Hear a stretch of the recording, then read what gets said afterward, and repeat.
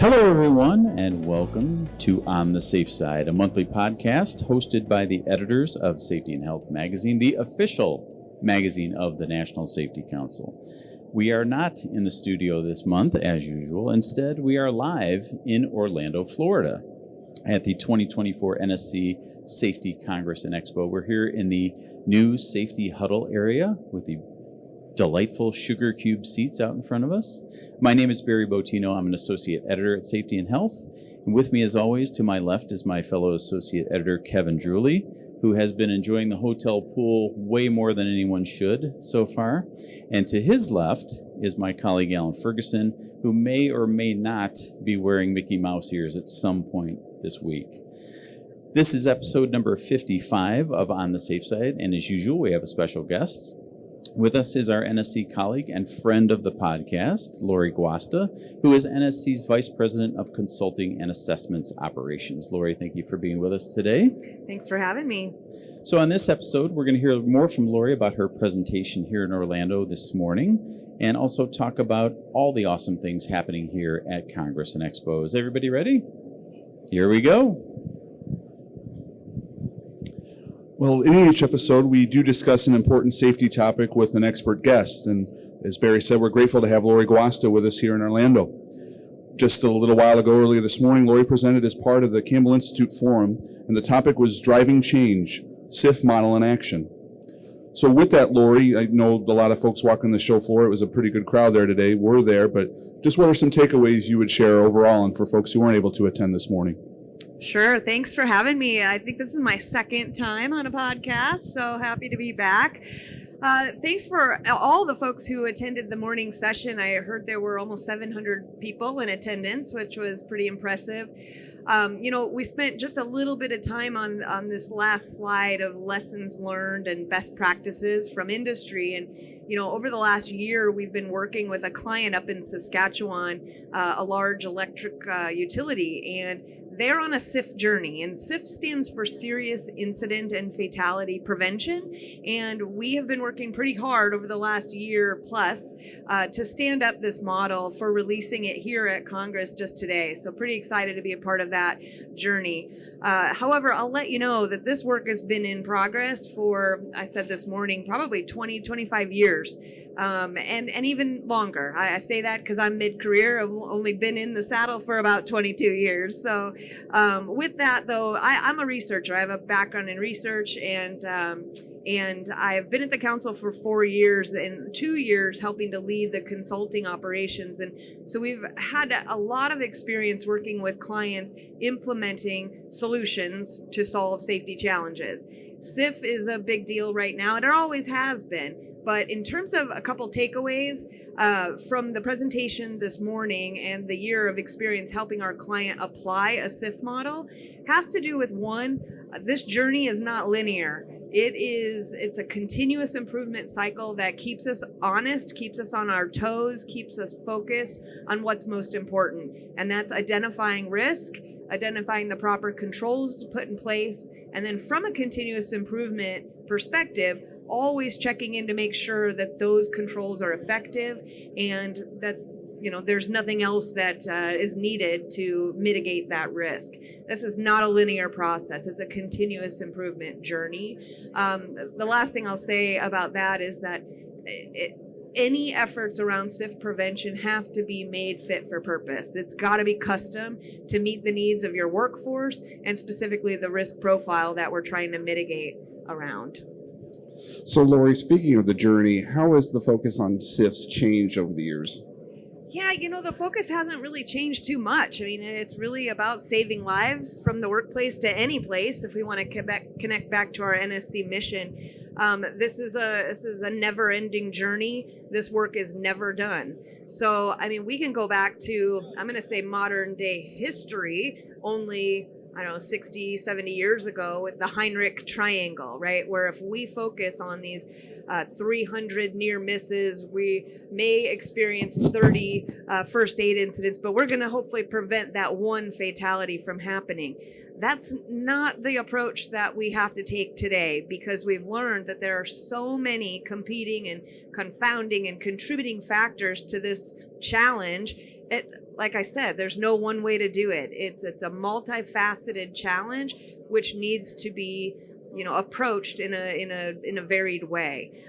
So I wouldn't say the focus has changed too much, but the way that we've tackled the focus has changed greatly. Now, this morning I presented a little bit, or my colleague and I, Jeff, presented a little bit of that journey, what that looked like from a pure dual path strategy to drive down the severity or the likelihood of our exposure to broadening our look at what are the organizational, the leadership, and the personal or cultural factors that are getting in the way of saving lives.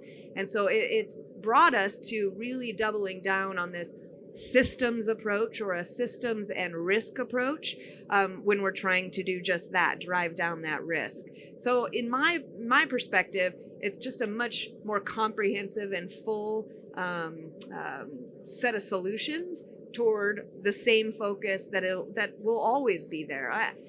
Zero's the goal, but I hope I live long enough to see the day where zero is possible. It's possible, but will we realize it? And I think we can.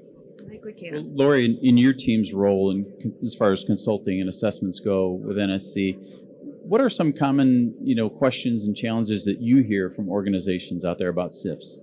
Yeah, everyone is trying to drive that rate down, or that experience down. Nobody wants to experience a serious incident or a fatality, but it comes down. I mentioned this morning to the big angry gorilla in the room called culture. And it's not just safety culture, it's organizational culture. There's a lot of necessary pieces of the puzzle that have to be in place to coordinate well and effectively to address these issues.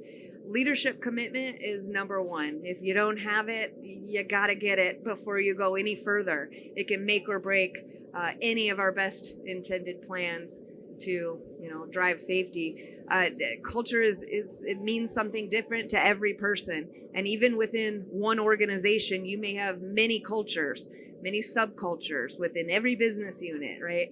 And that's okay. We just have to recognize it and meet those folks where they're at to come up with the best solutions that's going to work for them in that work area, and with the end in mind, right? The folks that are exposed to the risk are on the front line.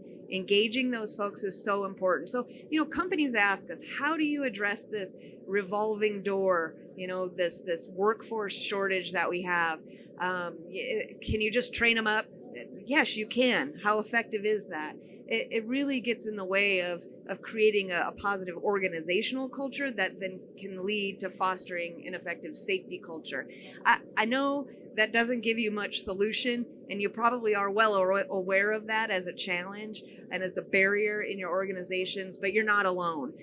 We're really working hard right now with this notion of human and organizational performance, HOP, and how to leverage these principles to shape a culture. Because I don't think anyone has those answers. Has anybody found, that magic equation to creating that culture that we need to do the best we can in driving, SIF risk down? When you find it, let me know. I'll pay you $20,000.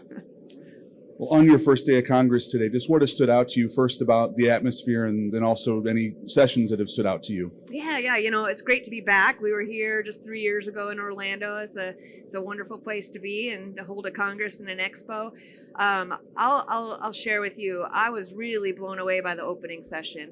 And I, unfortunately, have only been able to attend one of the technical sessions so far, but that opening session I'm getting goosebumps thinking about it, because I shed a couple tears during Eric's very motivational story. But to be honest, my favorite was, I think his name was Sean Welcome. He's the Orlando's poet laureate. Oh my gosh. I think we should have a poem section in the magazine from now on. That was amazing. I loved it. No, I'm in the same boat. It got me into wondering if every city, metropolitan or otherwise, had its own poet laureate. I wanted to research that.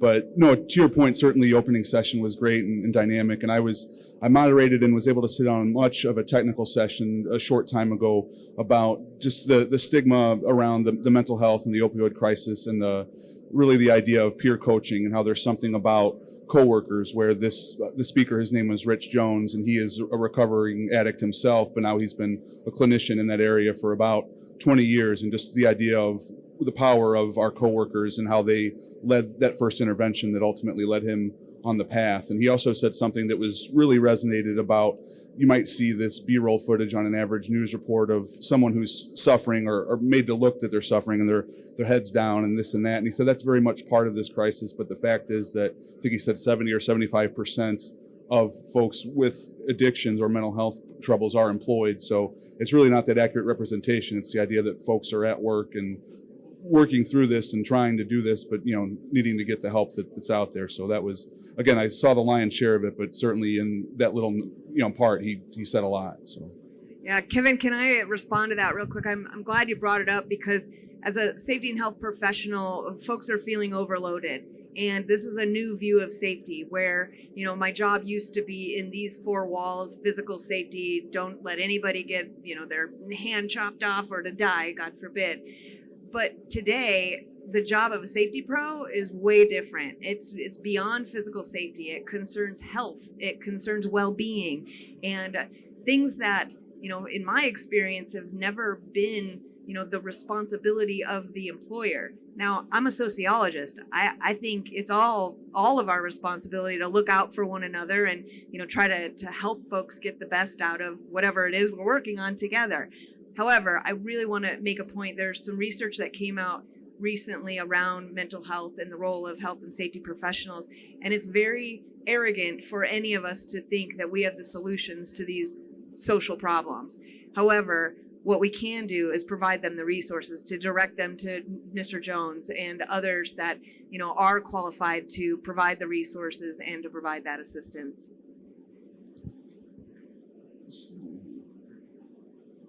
Well, I was going to say, I covered the Eric Weinmayer session this morning, and just kind of listening to his story really made me think about how many links there are to the safety profession, assessing risk, overcoming adversity, overcoming challenges at work, teamwork, the need for collaboration, finding allies and things like that. I think those things really resonated with the audience, and they certainly resonated with me. How about you, Alan?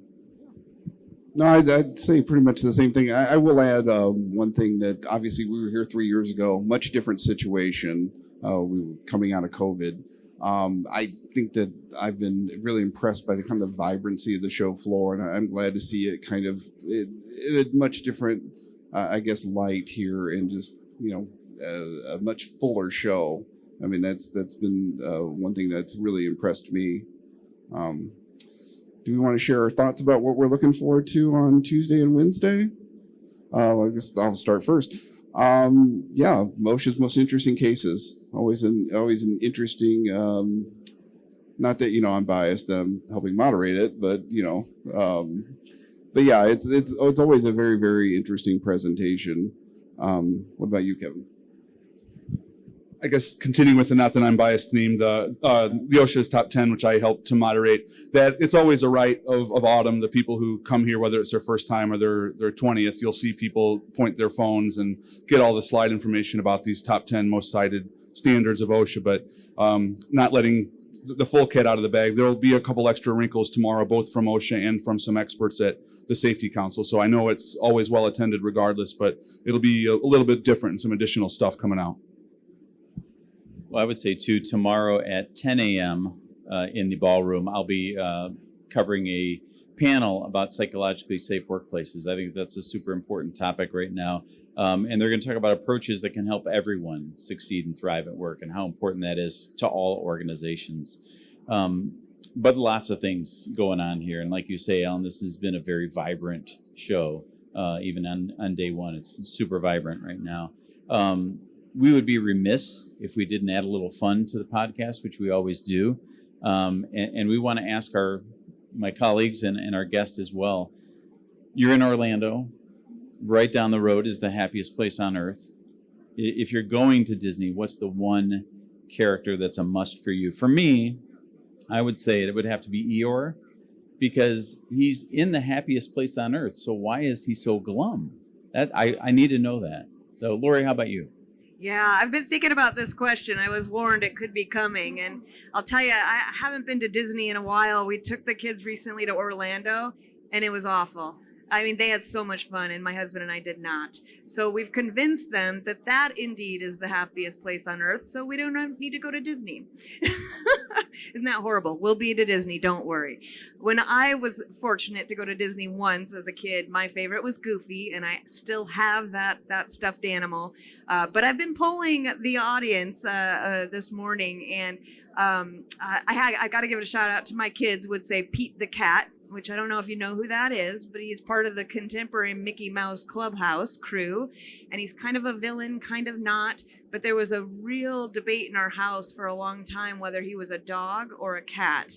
And we confirmed that he's a cat, so Pete the cat's still their favorite. And my last shout out, I met a partner on the expo floor just a little bit ago, Molly from Rombit, which I'm hoping to go see in the Safety Technology Pavilion.